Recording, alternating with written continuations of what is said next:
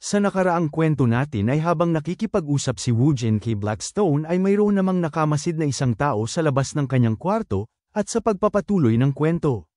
Agad namang nagulat ang lalaking nakamasid sa bintana ng ating bida sa Patriarch at nagpakilala siya na siya ang kasapi ng squad na tinatawag na Dark Sword at siya si Moon Ju-young.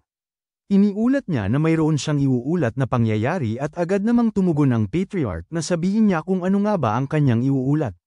Sinabi niya naman na ang Young Master na si Woojin ay nagawa niyang matalo ang Young Master na si Myung-hun.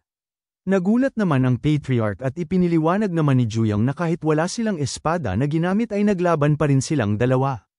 Hindi naman lubos sa akalain ng Patriarch na natalo ang rank 2 na swordsman na si Myung-hun sa bunsong anak ng Baek at ang ipinagtataka niya lamang ay hindi pa marunong gumamit ng aura ng maayos si Woojin. Ikwento naman ni Ju-young sa Patriarch na sa una ay ang Young Master na si Myung-hun ay Woojin ngunit nagdidipinsa lamang ang Young Master na si Woojin mula sa pangbubugbog nito sa kanya at naghihintay lamang ng tamang pagkakataon na mawala sa balanse ang Young Master na si Myung-hun at binaliktad niya na ang sitwasyon. Nang marinig ng Patriarch ang ikwento ni Ju-young ay sinabi niya naman na sa tingin niya na minaliit ni Myung-hun si Woojin kaya naman malaki ang kumpiyansa nito sa kanyang sarili at dahil doon ay nabaliktad ang sitwasyon dahil sa kumpiyansa sa sarili nito at tinanong niya naman si Ju-young na kung ano na nga ba ang ginagawa ni Myung-hun ngayon. Sagot naman ni Ju-young na pagtapos nitong magising ay dumiretso ito kaagad sa kanyang kwarto at hindi na lumabas pagtapos noon. Sinabi naman ng Patriarch sa kay Myung-hun na isa daw itong duwag dahil hindi niya naman inutusan ito na pagbayaran ang kanyang pagkakasala dahil lamang natalo siya sa kanyang kapatid. Parang wala naman sa katinoan si Myung-hun dahil hindi niya lubos maisip na nagawa siyang matalo ng itinuturing niyang basura ng kanilang pamilya. Tinanong naman ng Patriarch si Ju-young na kung ano naman ba ang ginagawa ni Woojin. Tumugon naman si Ju-young na ganun rin ang ginagawa nito na nananatili sa kanyang kwarto buong magdamag subalit hindi niya alam ang buong detalye ngunit nasisigurado niya naman na parang sinasanay nito ang mana nito. Pagkarinig ng Patriarch ng sinabi nito ay napasabi na lang siya na akala niya ay mababagat siya habang buhay ngunit mayroon kamanghamanghang bagay ang nangyayari. Agad niya namang inutusan ng kanyang alip-ores na ipatawag niya si Myung-hun at papuntahin dito at nang marinig yun ni Ju-young ay agara naman siyang tumugon na sinasang-ayunan niya ang inutos ng pinuno. Napasabi na lang ang Patriarch na ibibigay niya muna sa ngayon ang entablado kay Woojin. Makalipas ang isang araw ay nasa pagsasanay pa rin si Woojin at habang nagsasanay siya ay nag-uusap naman sila ni Blackstone at kinumpirma ng ating bida kay Blackstone na sinabi niya kahapon sa kanya na upang mabuksan ang kanyang aura sa quest na ibinigay sa kanya ay kinakailangan niya munang ma-stabilize dito sa loob ng kanyang dantian subalit kahapon niya pa naiisip na mayroon siyang naisip na madaling paraan. Nagtatakang tanong naman ni Blackstone sa kanya na kung ano ba ang madaling paraan. Hindi naman tumugon si Woojin sa katanungan nito bagkus ay agad niyang ipinalabas ang maso sabay lapag niya ng item na ibinigay ni Seong-hyun sa kanya kahapon na tinatawag na Cam-el Stone habang sinasabi niya na dahil ngayon ay alam niya na kung paano makapag-ipon ng mana kaya naman kailangan niyang subukang gamitin ito. Nagtataka naman si Blackstone na kung bakit ba siya may hawak na maso at agad namang naghanda si Woojin ng pagpalo sabay sagot niya ng katanungan ni Blackstone na upang gawin ito sa bahay palo niya ng Cam-el Stone kaya naman nabasag ito at nang makita yun ni Blackstone ay labis naman siyang nanghinayang sa item na binasag ng ating bida kaya naman tinanong niya ito na kung ano ba ang kanyang ginagawa dahil alam niya naman na hindi niya gusto ang pamilyang Baek subalit ang item na yan ay regalo ng kanyang kuya sa kanya na si Seong-hyun. Nang marinig yun ni Woojin ay agad naman siyang tumugon na kung ano ba ang kanyang ibig na sabihin dahil ang kanyang kuya na si Seong-hyun ay gusto niya dahil mabait ito sa kanya. Ipinaliwanag niya naman kaagad na ito ang totoong paraan upang gamitin ang Cam-el Stone dahil ang kasalukuyang pamamaraan upang gamitin ito ay ang itago ito sa bulsa habang nagsasanay ngunit ang kanyang pamamaraan ay iba kaya naman tinanong niya si Blackstone na kung nakikita niya ba na lumalabas ang mana mula sa Cam-el Stone. Labis namang namamangha si Blackstone sa kanyang nasasaksihan. Habang pamipikit ang ating bida ay ipinapaliwanag niya naman na kung babasagin niya ang Cam-el Stone ay ang malapot na mana ay kakalat mula sa selyadong lugar at sa estadong ito ay sasanayan niya gamit ang kanyang aura at i-absorb ang mana na nasa kanyang kapaligiran.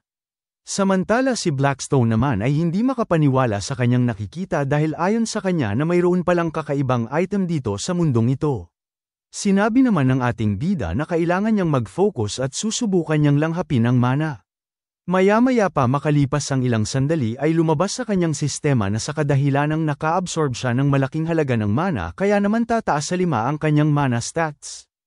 At ang kanyang item na tinatawag na Camel Stone ay nagawa niyang magamit sa unang pagkakataon kaya naman bibigyan siya ng 200 na puntos. Nang mabasa yun ni Blackstone ay labis naman siyang nagtataka dahil sinabi sa kanya kanina ni Woojin na sikat daw ang Camel Stone subalit ang nakalagay sa kanyang sistema ay siya ang kauna-unahang gumamit nito. Sagot naman ni Woojin sa kanya na malamang ay dahil sa pamamaraan na kanyang ginawa kaya siya ang kauna-unahang nagagamit ng pamamaraan na ito. Napapahanga naman si Blackstone sa kanya at napasabi ito na nakakuha na naman siya ng swerte ngayon. Tugon ng ating bida sa sinabi ni Blackstone na sa tingin niya ay ang kanyang aura ay lumalakas kahit na wala siyang ginagawa. Masayang-masaya naman na sinabi ni Blackstone na ang kanyang aura ay mas lumakas pa kaya naman laking pasalamat niya dahil naalis na ang kanyang limitasyon. Nang marinig yun ni Woojin ay labis naman siyang nagtataka na kung ano nga ba ang kanyang ibig na sabihin na limitasyon. Bigla namang naging isang sandata si Blackstone at umiilaw pa ito at lumabas sa kanyang sistema na ang unang silyo ni Blackstone ay nagawa ng Mataboy. Napagtanto naman ni Woojin na ang ibig sabihin lamang nito na dahil nagawa ng makawala ni Blackstone sa selyo ay magiging isa na siyang ganap na sandata at nang marinig yun ni Blackstone ay iminungkahi niya naman kaagad kay Woojin na pwede niya siyang gamitin bilang isang sandata. Naalala naman ng ating bida na ang orihinal na anyo ni Blackstone ay isang sandata. Sinabi naman ni Blackstone sa kanya na kapag naibalik niya na ang kanyang orihinal na kapangyarihan ay hindi na siya magiging ganito na isang punyal lamang subalit magiging isa na siyang ganap na espada. Iminungkahi niya naman kaagad kay Woojin na subukan niya siyang gamitin at bigla namang sumunod si Woojin at kaagad niyang hinawakan ang punyal na si Blackstone at habang hinahawakan niya yun ay sinasabi niya naman na ito ang kauna-unahan niyang nakahawak ng espada simula noong nabuhay siya ulit at pagkahawak niya ay labis naman siyang nagulat dahil mayroon siyang nararamdaman na kakaiba at habang nararamdaman niya iyon ay nanlaki naman ang kanyang mga mata dahil nararamdaman niya ang aura at nang walang ano-ani bigla na lamang lumabas ang aura kaya naman habang nagaganap yun ay tinatanong siya ni Blackstone na kung alam niya na ba kung bakit siya tinatawag na isang magic sword. Nahihirapan naman si Woojin dahil sa umaapaw na aura ni Blackstone at sinabi naman ni Woojin na tigilan niya na ito ngunit hindi naman nakinig si Blackstone sa kanya at ipinaliwanag naman nito na kapag mas malakas ang kanyang master ay mas lalakas din siya at sinabi niya pa na kailangan niyang magpalakas upang magamit niya ng maayos ang kanyang kapangyarihan. Bigla namang umalis si Blackstone sa pagkakahawak ng ating bida sa kanya at labis namang nasaktan si Woojin dahil dun. Agad namang nagpalitan niyo si Blackstone at ipinaliwanag niya na kapag mas malakas ang kapangyarihan ay mas malaki ang kanyang responsibilidad at dahil nabuksan na ang selyo ng kanyang kapangyarihan ay hindi pa nakaabot sa kalahati ang kanyang kapangyarihan kaya naman malayo-layo pa ang kanilang lalakbayin. Samantala pawis naman si Woojin habang sinasabi niya na napakalakas daw ng kapangyarihan ni Blackstone dahil hindi niya man lang magawang maindayog ang punyal ng maayos. Bigla namang ipinalabas ni Blackstone ang sistema habang sinasabi niya kay Woojin na hindi niya na kailangan pang mag-alala dahil ngayon ay nagsisimula na siyang lumakas at dagdag niya pa ang mga ibang mga benepisyo na kanyang mabubuksan. Ayon sa sistema na dahil na-unlock na ang unang selyo at ngayon ay mabubuksan niya na ang kanyang inventory. Ipinaliwanag naman ni Blackstone kay Woojin na ang inventory ay parang isang bag na nasa kanyang bulsa at pwede niyang mailagay ang kanyang mga kagamitan sa inventory. Nang marinig yun ni Woojin ay masayang-masaya naman siya na sinabi kay Blackstone na parang isang B-rank na item ito. Sinabi naman ni Blackstone na ang laki ng kanyang magagamit sa ngayon ay kagaya kalaki ng maliit na kwarto at kapag mas marami siyang na-unlock na selyo ay mas malaki ang espasyo ng kanyang inventory at mas marami siyang nilalagay. Pinuri naman ni Woojin si Blackstone dahil sa kakayahan nito. Sinabi naman ng ating bida na kailangan niyang magkayod kalabaw para lamang magamit niya ang kanyang kapangyarihan ng maayos. Sinang-ayunan naman ni Blackstone ang kanyang sinabi dahil ayon sa kanya na isa lamang siyang espada kaya naman kailangan niyang magpalakas ng sarili niyang katawan. Agad niya namang ipinalabas ang kanyang status window at sinuri na ito at habang pinagmamasdan niya ang patungkol sa walking my own path na kanyang quest ay ayon sa kanya na hindi niya pa rin ito nagagawang matanggap ang kanyang gantimpala kahit na mayroon naman siyang aura at ayon sa kanyang sistema na kapag ka nagawa niyang mailgay ang mana sa kanyang energy core ay ibibigay na ang kanyang gantimpala. Nang marinig yun ni Blackstone ay sinabi niya naman na malamang ay dahil ito sa kanyang mana na hindi pa sapat upang magamit ang aura. Lakas loob namang sinabi ng ating bida na kung iyan nga ang kaso ay kinakailangan niyang iprioridad ang pagkumpleto sa hindi natapos na quest habang si Blackstone naman ay napapangiti na lamang sa pagkapursigido ng kanyang master.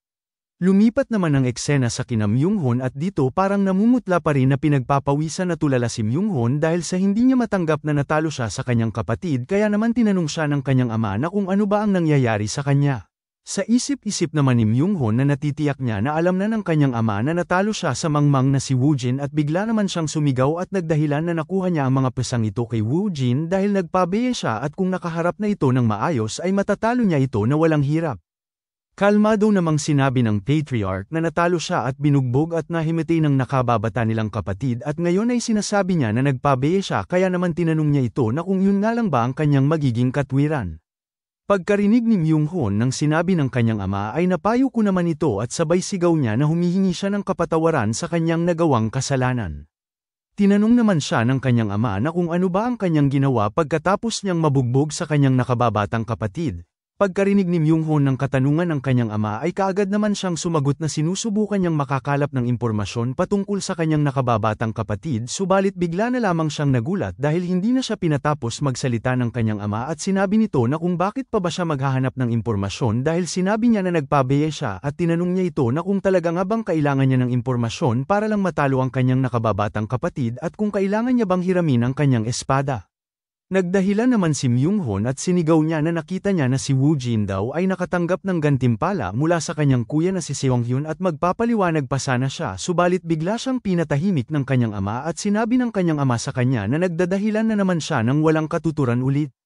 At magsasalita pa sana si Myunghon ngunit bigla siyang inutusan ng kanyang ama na lumabas siya at kaagad naman siyang sumunod sa inuutos ng kanyang ama at nagpaalam na siyang umalis subalit nang papaalis na siya ay tinanong siya ng kanyang ama na paano kung papasukuin niya ang kanyang nakababatang kapatid at nang marinig yun ni Myunghon ay labis naman ang gulat ng kanyang naramdaman kaya naman agad siyang lumingon sa kanyang ama at kinumpirma ng kanyang ama sa kanya na kung alam niya naman ba ang patungkol sa moto ng kanilang pamilya. Bigla namang sumagot si Myunghon na lakas sa lahat at sundin ang utos higit sa lahat. Nang marinig yun ng patriarch ay inutusan niya naman na pasukuin niya ang kanyang nakababatang kapatid na si Woojin. Hindi naman makapaniwala si Myunghon sa sinasabi ng kanyang ama sa kanya at dagdag pa ng kanyang ama na paunti-unti lamang ay magagawa niya rin makamtan ang posisyon ng pagiging isang patriarch.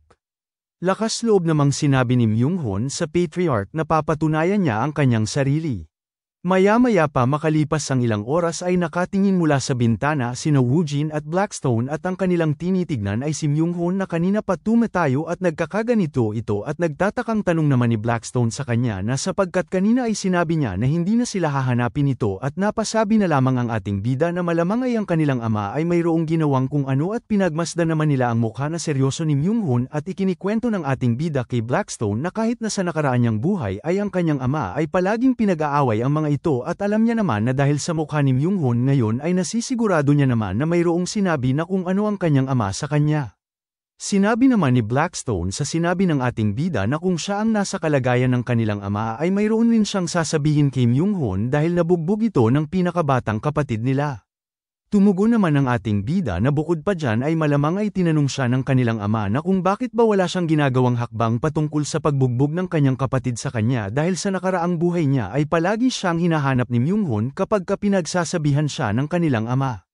Napagtanto naman ni Blackstone na ang ibig sabihin lamang nito ay makakaharap niya itong muli kaya naman sinabi niya sa ating bida na nakakamangha talaga ang kanilang pamilya dahil mayroong taong handang makipaglaban sa kahit anong oras at sinabi naman ni Woojin na ang pagkakataong ito ay oportunidad para sa kanila at masayang-masaya yan namang sinabi na bubugbugin niya ang kanyang kuya hanggang sa lumuhad ito sa kanyang harapan na nagmamakaawa kagaya ng ginawa nito sa dati niyang buhay. Nang makita ni Blackstone ang reaksyon ng ating bida ay nadismaya naman ito dahil ayon sa kanya na kailangan daw ng gabay ng magulang upang maitama ang ugali ng isang bata. Kaagad niya naman iminungkahi kay Woojin na mas mabuti nang ituon niya ang kanyang pansin sa kanyang pagsasanay sa halip na sa walang kwentang kapatid niya. Sinang-ayunan naman ng ating bida ang sinabi ni Blackstone sa kanya at sinabi niya pa na mas gagana sa kanya ang pagsasanay ng kanyang aura sa pamamagitan ng kanyang energy core. Nang makaupo na ang ating bida ay inutusan naman siya ni Blackstone na mag-concentrate siyang muli upang mas mapadali niya ang kanyang pagsasanay. Mayroon namang biglang lumabas na parang mga tubig na bagay sa kanyang paligid at habang nagko-concentrate si Woojin ay pinagsasabihan naman siya ni Blackstone na huwag siyang mag-focus sa daloy ng mana subalit sa paggawa ng daan upang damaloy ito. Sinunod naman ni Woojin ang sinasabi ni Blackstone sa kanya habang si Blackstone ay patuloy pa rin sa pagpapaliwanag at sinabi niya na kinakailangang damaloy ang mana hindi lamang sa kanyang puso subalit sa buo niyang katawan nang sa gayon ay magagawa niya ng may focus ang kanyang mana patungo sa kanyang energy core at dagdag pa ni Blackstone na iyan ang pamamaraan sa kanyang pagsasanay kaya naman ipapasa niya ito sa kanya. Habang unti-unting dumidilat ang ating bida ay ipinapaliwanag naman ni Blackstone sa kanya na ang pamamaraan na ito ay ang tinatawag na Kane's Aura Training Method. Tinignan naman ng ating bida ang kanyang kamay at sa isip-isip niya na parang nararamdaman niya ang bawat mana na pumipintig sa kanyang buong katawan na para bang isang talon. At ayon pa sa kanya na sa dati niyang buhay ay nakaramdam nga siya ng mana ngunit hindi kagaya nito ngayon. Nagbago naman ang kanyang itsura at naiisip niya na ito pala ang pagsasanay ng energy core at nararamdaman niya naman ang mana hindi lamang sa kanyang katawan ngunit maging sa kanyang kapaligiran subalit nagtatakang tanong niya naman sa kanyang isipan na kung ano ba ang isang pamilyar na pakiramdam na ito at napatanong sa kanyang isipan na kung ito nga ba ang tao na tinatawag na Cain ni Blackstone at napapasabi na lang siya na parang may kamukha ang lalaking ito at ang kamukha ng lalaking ito ay parang kamukha ni Blackstone. Bigla naman siyang nagising at labis naman ang gulat na kanyang nararamdaman at pagkatingin niya kay Blackstone ay tinanong niya naman ito na kung gabi na nga ba. Sinabi naman ni Blackstone sa kanya na maganda ang kanyang ipinapakita subalit na didistract siya ng kanyang mga iniisip kaya naman ang kanyang mana sensitivity ay nawasak ngunit nakangiting sinabi naman ni Blackstone sa kanya na maganda ang kanyang ginawa. Lumabas naman sa kanyang sistema na nagawa niya ng matutunan ang tinatawag na Kane's Aura Training Method at nagawa niya na ring mailakip ang kanyang mana sa kanyang energy core at ngayon ay pwede niyo nang sanayin ang kanyang mana at ang kanyang aura sa pamamagitan ng Kane's Aura Training Method. Nang mabasa yun ng ating bida ay masayang-masaya naman siya at biglang lumabas sa kanyang sistema na ang quest na tinatawag na Walking My Own Path ay nagawa niya ng makumpleto at makukuha niya na rin ang kanyang gantimpala. Lumabas rin sa kanyang sistema na ang kanyang gantimpala ay ang tinatawag na Rosadom's Aura Black Wind at binigyan pa siya ng 400 puntos. Pinagmasdan naman ni Blackstone ang ating bida dahil ayon sa kanya na alam niya naman na si Woojin daw ay matalino subalit hindi niya naman lubos sa kalain na matututunan niya ng ganoong kabilis ang pamamaraan ng pagsasanay sa aura kaya naman napagtanto niya na ang taong ito ay hindi normal. Lumabas naman sa sistema ng ating bida na ginantimpalaan siya ng 100 karagdagang puntos dahil nagawa niyang mapamangha si Blackstone sa kanya. Nagmaang-maangan pa si Blackstone at nagreklamo siya na kung ano bang kahibangan ito at napatanong siya na kung kailan ba siya humanga sa kanya. Sinabi naman ng ating bida sa kanya ngayon ay namamangha siya sa kanya at iminungkahi niya naman na subukan niyang mamangha pa ng lubos sa kanya sa hinaharap dahil gagawin niya ang kanyang makakaya. Napahawak na lamang si Blackstone sa kanyang mukha dahil hindi niya lubos sa akalain na mayroon palang ganoon ang sistema subalit ang kanyang pinag-aalala ay ang nakita na nilalang ng kanyang master. Maya-maya pa makalipas ang ilang sandali ay tinignan na ni Woojin ang kanyang sistema at dito mayroon na siyang titulo na tinatawag na Magic Sword Owner at 3 pang iba at nagawa niya na ring ma-upgrade ang kanyang ibang stats at ngayon ay tumataas na ang iba dito. Habang pinagmamasdan nila ang kanilang sistema ay kinumpirma naman ng ating bida kay Blackstone na tinuruan niya ng paraan ng pagsasanay ng aura ni Cain kaya naman napaisip siya na ang aura ng kanyang espada ay malamang ay nanggaling sa taong nangangalang Rosadom. Sinabi naman ni Blackstone sa kanya na ito ang kauna-unahan niyang nakarinig ng pangalang Rosadom subalit dahil ito ang kauna-unahan sa kanilang mundo ay nakatanggap siya ng napakahalagang aura. Sinabi niya naman na hindi niya inaasahan na lalakas ito ng mabilis. Samantala pinag-iisipan naman ng ating bida kung saan niya gagamitin ang kanyang puntos kaya naman tinanong niya si Blackstone na kung saan nga ba niya gagamitin ang kanyang 600 na puntos. Iminungkahi naman ni Blackstone sa kanya na dahil wala naman siyang quest ngayon ay nararapat lamang na subukan niyang pataasin ang lahat ng kanyang stats patungo sa low level at agad namang sumunod si Woojin sa iminungkahi ni Blackstone sa kanya at sinabi nito sa kanya na mayroong espesyal na mangyayari kapag ang lahat ng kanyang stats ay nagawa niyang ma-upgrade sa low level. Napagdesisyonan naman ng ating bida na ang uunahin niyang pataasin ay ang kanyang swordsmanship at biglang lumabas sa kanyang sistema na ang kanyang swordsmanship ay tumaas ng 8. Labis namang nagulat si Blackstone dahil hindi siya makapaniwala na ang uunahin niyang pataasin ay ang kanyang swordsmanship kaya naman sinabi niya sa ating bida na parang mayroon itong napagtanto. Nagtatakang tanong naman sa kanya ng ating bida kung ano ba ang kanyang ibig na sabihin. Biniro naman siya ni Blackstone at sinabi niya na noong nahuli na siya ay ang kanyang chi ay natuyo nang wala man lang kahit anong bakas kaya naman napahalakak siya sa kakatawa at ang marinig yun ng ating bida ay labis naman siyang nagalit kay Blackstone dahil sa mga pinagsasabi nito patungkol sa kanya at nagdahilan naman siya at sinabi niya na hindi naman siya nag-overreact ng kagaya niyan. Hanggang dito na lang muna mga bossing. Kung gusto mong subaybayan ang kwentong ito, mag-like, comment, at subscribe at i-hit mo na rin ang notification bell para ikaw ang unang makapanood pag may bago tayong upload. Kita-kits sa susunod mga boss.